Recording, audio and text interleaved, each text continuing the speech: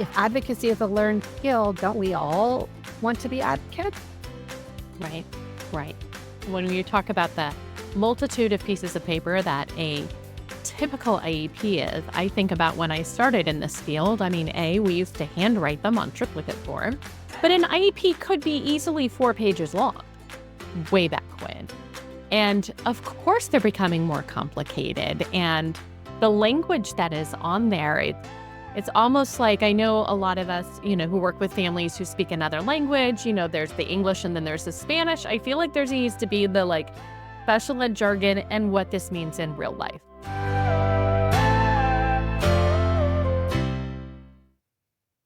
All right, welcome back everyone to the Prepared School Psych Podcast. And on today's episode, I am chatting with April Rehrig, who is the founder of Rise Educational Advocacy and Consulting. She spent over 20 years as an elementary school teacher and school psychologist in Los Angeles before starting Rise. She is a licensed educational psychologist and board-certified special education advocate fellow. She attended the prestigious COPA SEAT 2.0 and 3.0 programs. She is also a certified autism spectrum disorder clinical specialist and a fellow master IEP coach. Her services include parent advocacy and IEP coaching. She's got toolkits and templates and do-it-yourself IEP workshops. I'm very happy to have you on the show, April. Welcome. Thank you so much for having me, Jenny. Well, as we are launching into time off that people may actually have, important question to start off with. What is your favorite TV show that you are watching right now? Such a good question. And I'm sure like your fellow school psychs, we're all actually able to watch a show now. So my favorite show at the moment is Bridgerton. I'm obsessed. And so I am waiting anticipatory until the next drop for the show. And I love it. And it's such a great romantic, sidebar. So it's absolutely lovely. Excellent. Excellent.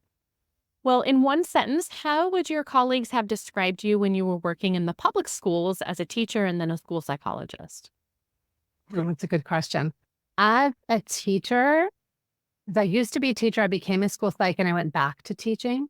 So when I went back to teaching after being a school psych, my colleagues would describe me as knowledgeable because I had all these different hats I wore. And then when I was a school psych, I think my colleagues, how they would describe me is inquisitive. I always asked a lot of questions. I love that. So I have to ask, I don't hear that very often. I know many teachers become school psychologists, but I haven't heard that many people then go back into the classroom. What made you make that decision? Well, it happened with the Great Recession. And so many of your school psychs will know when you get hired by a school district, when cuts happen, you can get bumped. And so because I'd been a teacher before, I was the last person hired as a school psych. So I was the first to be let go. So I got offered, well, either you can go back to teaching or you can be let go. And I was like, you know what? I'm going to try teaching again. So that's how I got back into it. Well, it must have been interesting to be able to take that school psychology knowledge back into the classroom. Yeah, it was actually kind of a fascinating experience, Jenny, because I had to interview again, which was weird. It'd been 10 years and they interviewed me. And then I got offered a kindergarten teacher. I used to teach 2nd and 3rd grade. So I became a kindergarten teacher of what's called a blended K, which means it's half special ed and half regular ed kids. Okay. So being a school psych was actually kind of the perfect segue because I worked hand in hand with a special ed teacher and with the entire special ed staff because it was so it was sort of the best opportunity, I guess you could say, to be a kindergarten teacher because you already had all this special ed knowledge. So it was a really cool experience. I loved it. That's incredible. Well, how long have you had your private practice and what made you focus on parent and family advocacy? My private practice has been about 4 years now. It was actually, though, in my head before, Jenny. So I'm sure many of your fellow school psychs will be listening, nodding their head. But for the last 10 years that I was a psych, I sat there and I was I want to do something different. I kind of want to do this, but I want to do that. So in my head, Jenny, I've been like dreaming up this like position where I could be a school psych and sort of an advocate, but I didn't know I wanted to be an advocate. And Hmm. then also make things better at the table because you sit in all these IEPs and you're Yeah. like, oh, so bad. Like, how can we get it better? Like, why do we have to keep doing it the same way? I don't like it. So it's only been 4 years, but in my mind, it's been longer. So when I actually started, it felt like I'd already been there. I don't know if that makes Hmm. sense to you. Yeah. Yeah. Yeah. So what made you think? Because I know so many different LEPs. You and I know each other from the LEP journey. A lot of people want to, help support the students directly, or, there's a lot of different avenues. What made you think parent advocacy? Such a great question.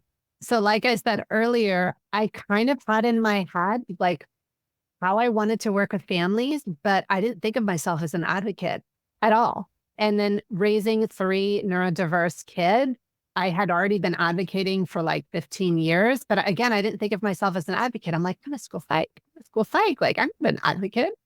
And then I went to go leave after I didn't want to be a school psych anymore. And I just had that vision again. And the director was so rad. And she looked at me and she said, April, you're going to be a school psych.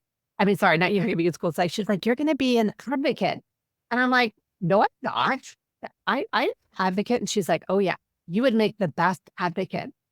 So it was funny because I got told the special ed director that I should be an advocate.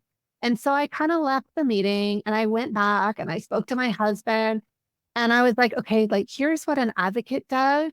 And he was like, April, you're already doing that. Mm. It's just you didn't call yourself that. So that's sort of how I fell into this job. But I had actually sort of known it.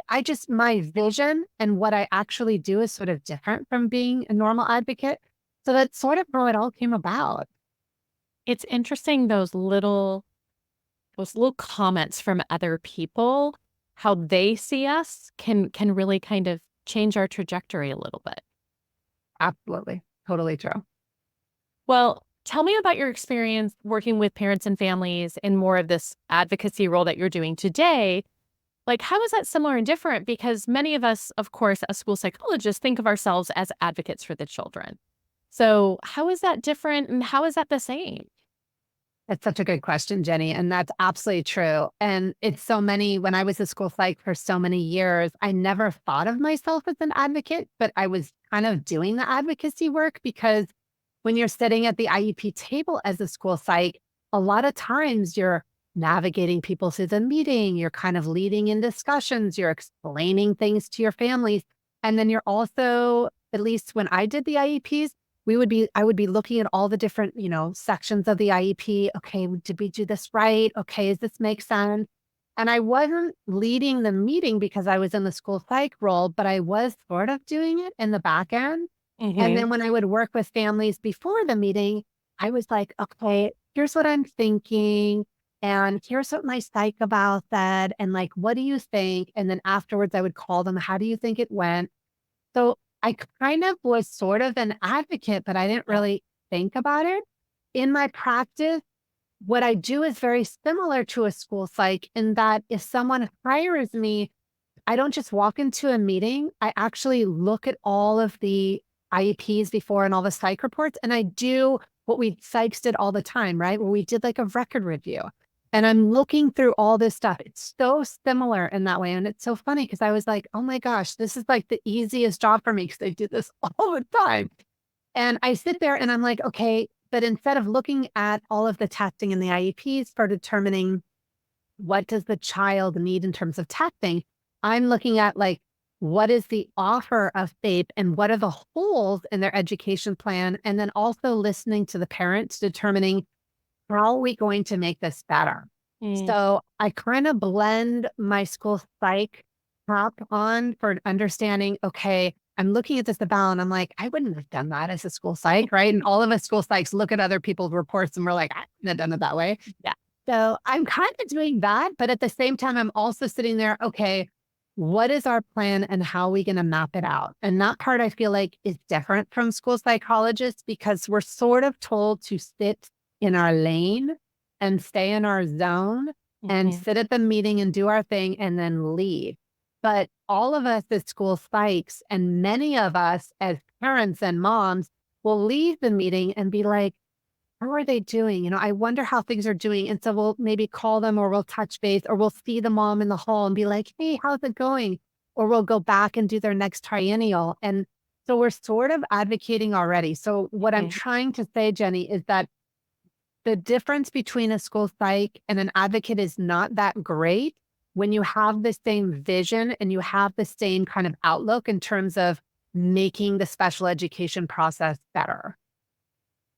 It's interesting. One of the things that you said when you were in the role of school psychologist in the public school is contacting the parent before, but you also said something about contacting the parent after the meeting and asking how it went.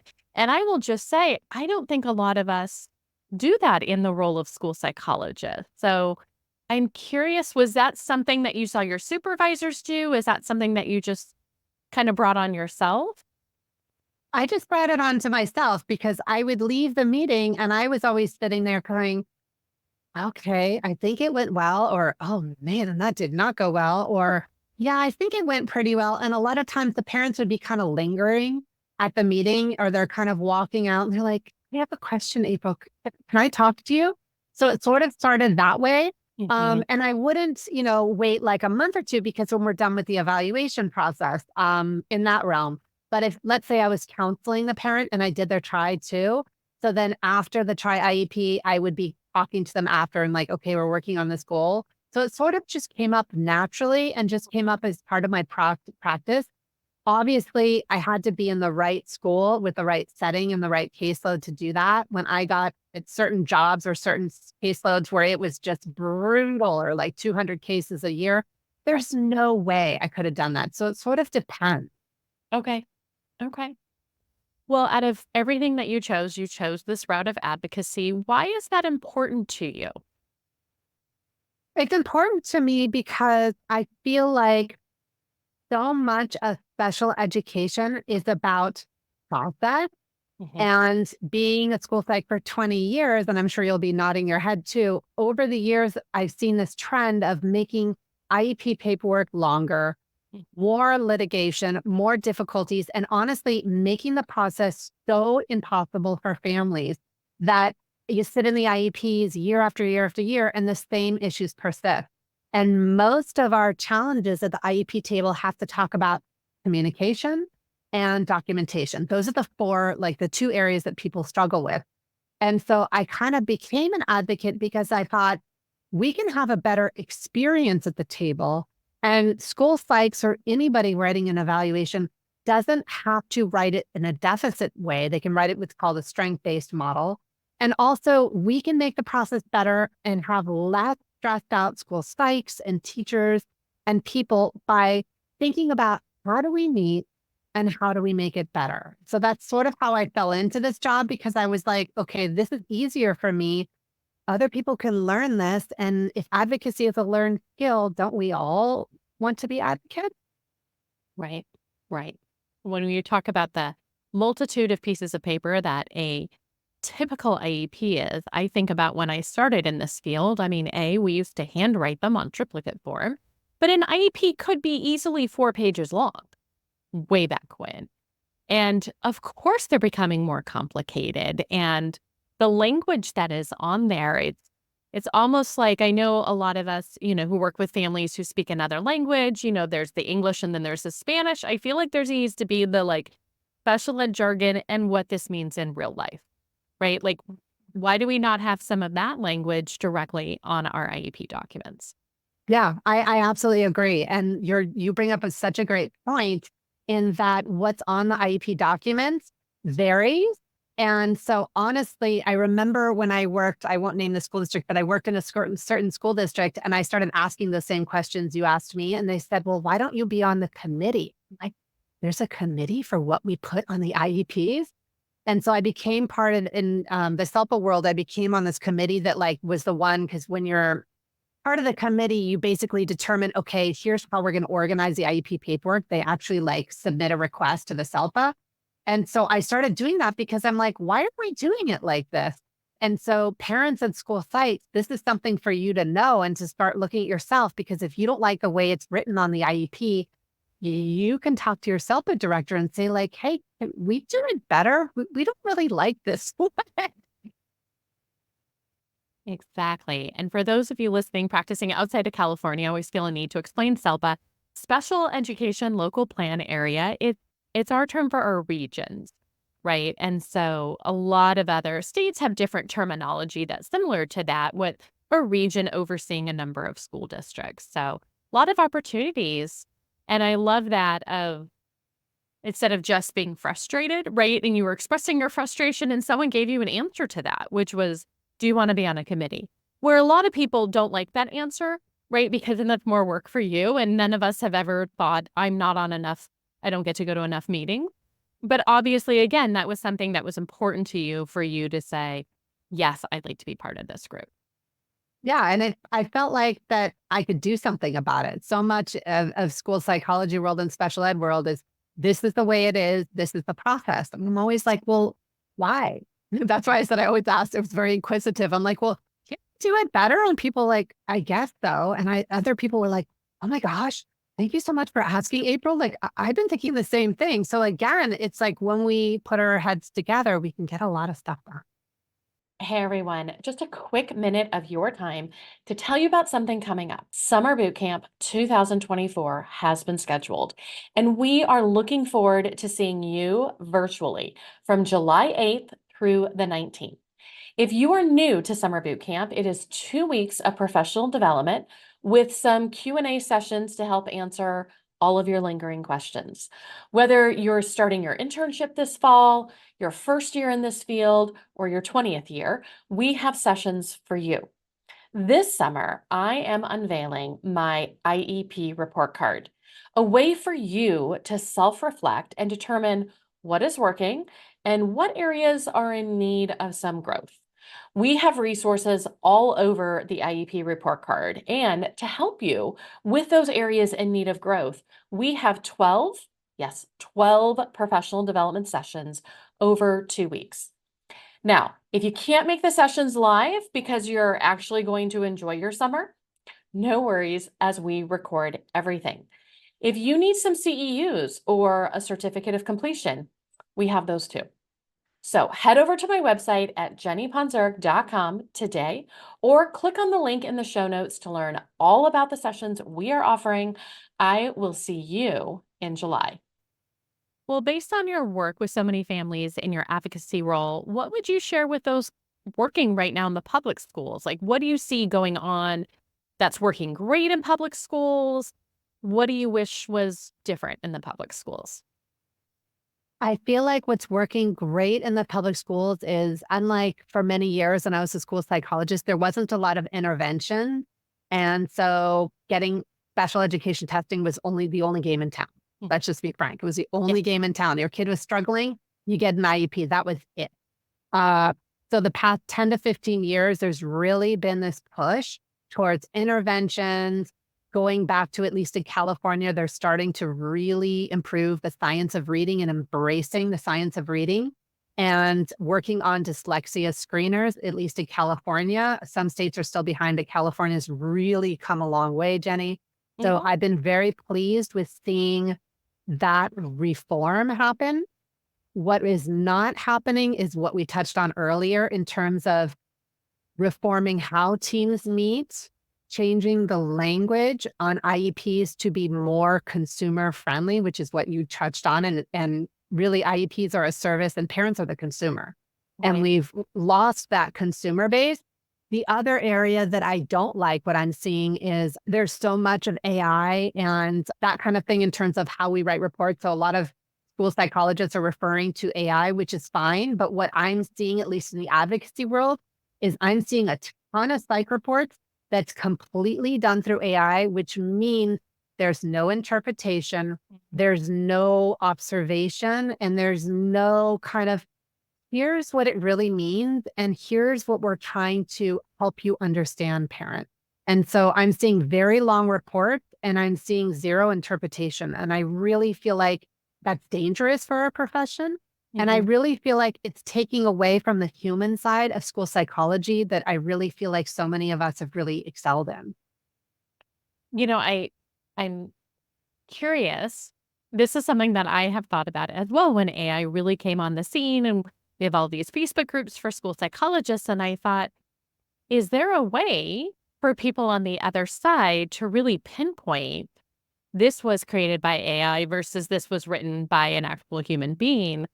So I'm curious, when you're reading through reports, what's something that is catching your eye that you're like, this was AI generated and not school psych brain? Because it doesn't say what it means. So Okay.